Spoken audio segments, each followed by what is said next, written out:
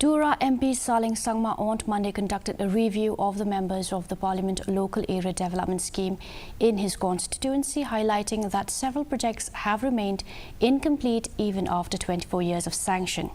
Speaking to the media, he expressed concern over this delay and urged the line departments to expedite the completion of pending works.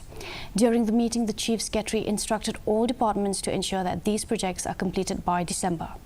Under the scheme, each MP can recommend works up to ₹5 crore annually to be carried out in their constituency, with the district collector overseeing their implementation.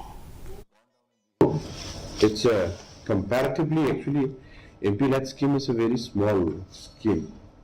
Okay, it is just to fill up the gap where some of the area it is some of the area which are not getting from any other scheme, like for example PWD or maybe PHA from the other soil department or maybe from the education department. So those fill up the gaps.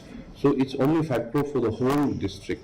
Like for example, in my constituency there are 5 districts which we have to look after the whole the whole area, and then moreover here also. Likewise, it's not that big, but still, whatever, it will definitely benefit the people at large.